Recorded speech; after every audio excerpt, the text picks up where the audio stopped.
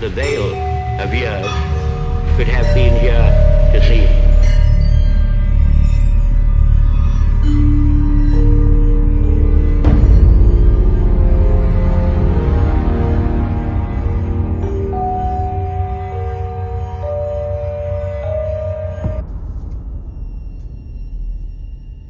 You know, it's funny.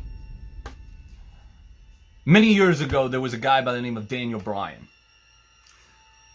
who had so many obstacles thrown in his way. And time after time after time, after he was pushed down, he finally got the big one. He went in to WrestleMania 30 and won the title. But see, his only goal was perseverance from an authority figure that didn't see anything in him. Now, me, on the other hand, at CAW All Stars 11, in the lead-up, I was told, hey, Steve, would you like to compete in CAW All Stars 11 Royal Rumble? I thought it was a step down, but I was like, you know what? This is a perfect opportunity for me. I can make something of this. And around the same time, I started hearing voices in my head. My girlfriend, my long-lost dead girlfriend from years ago, she passed on. And I thought, you know what, this would be a good opportunity for people to understand why this Royal Rumble was important to me. And they could get invested as well. Well, guess what? I failed.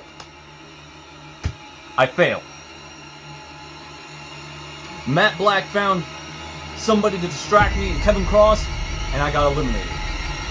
But hey! It wasn't the end of the world. Because, you know, obstacles are always thrown in the valiant effort of the good guy's way. And then, there was another opportunity. I decided to go after Ben Hopkins one-on-one. I figured, you know what, one-on-one, let's see where this goes. And guess what? I failed again. I failed again because those two distracted me. And what was my reward? What was the price that I had to pay for those two once again getting involved? I had to face all three of them in the main event of CAW All Stars 12. Now, usually the predictable ending of this whole entire thing would have been Inaccuracy overcoming those odds. That would have been the very predictable ending. The predictable one, but the happy ending. Because in the lead up to that, I had lost faith. I thought karma was collecting her debt. And on top of that, I had my old boss try to kick some sense into me, and I had my girlfriend speaking to me from wherever, whether it be in my mind or from her grave. And everybody would have thought that I could have gone in there and persevered. I mean, because after all, Matt Black can't get anything done without help, and this time he has no help. Kevin, who really didn't earn his way in there, he just went up to the guy who runs CAW All Stars and says, "We are owed something. We are owed something. Yes, me and my two imaginary friends over here. We're owed something. So we need to give what is given to us." And they just magically handed it to me. And so I go into CAW All Stars 12 thinking, well, it's obvious. Inaccuracy is going to win this match. He is going to win. And if he's not going to win, he's at least going to make it to the end, to the point where the person that does beat him has to kill him trying. And I am the first one eliminated. The first one.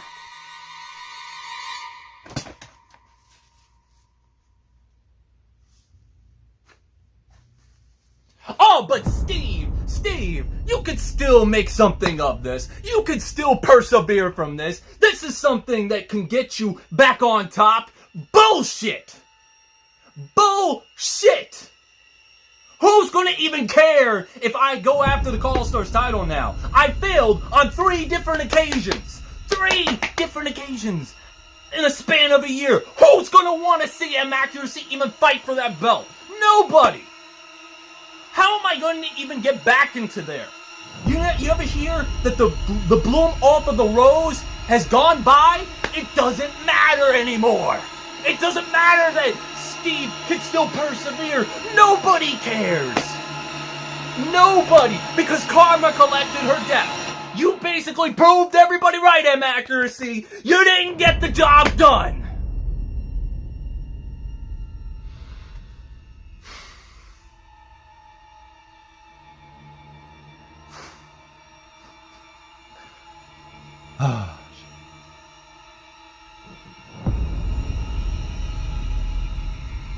I failed, Karina.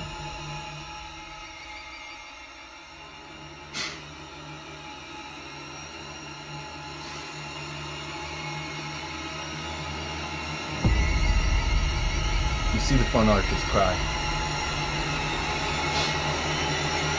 It's not much at all. It's not something that I ever thought I could do.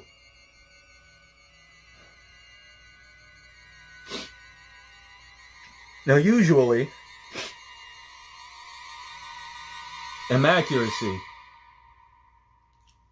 would be sitting here taking all of his responsibilities out on all the good people, because you know that's the norm story. That's the normal story that goes into these matches. That's the normal thing that happens when somebody has failed over and over and over again. Go after everybody that is on the side of good because, well, he's a broken man. No, I'm not Kevin. I'm not that cliche where I just basically snap and then just start going after good people. That ain't it. Because if you've noticed, there's a trend with my attacks. I've been attacking people who have broken rules, who have not abided by authority. I have destroyed everybody in my fucking path.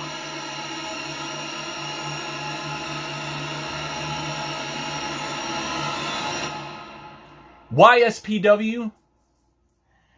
It's quite simple. I have no home to go to. COH is gone. Not only are they gone, they are basically burned to the ground to the point where even if it did come back, it would be a shell of its former self. I'm here to take out my anger on those who caused what happened to me at CAW All Stars 12. I'm here to take my aggression out on those fucking people!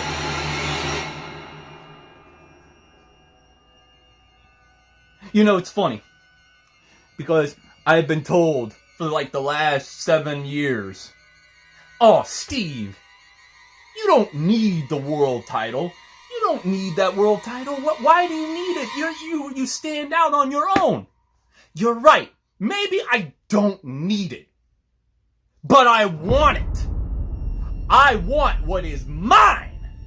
I want to solidify my career. And I thought getting the CAW All Stars world title was going to do that. But obviously I can't get it now.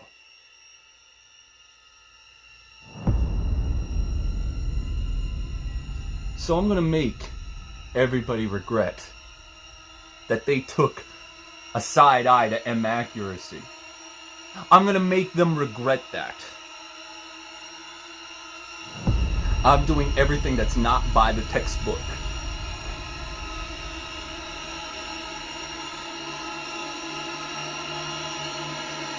All of the motherfuckers who run around here thinking that they are infallible to their sins,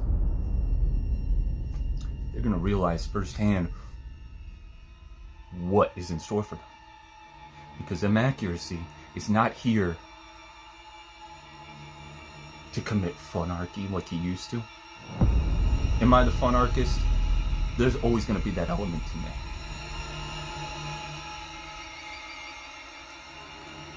But SPW is going to realize that a virus has overtaken you. And no, you do not have to worry about Corona.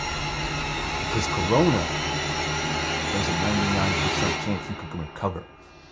But the ones that get beaten by me, they won't recover.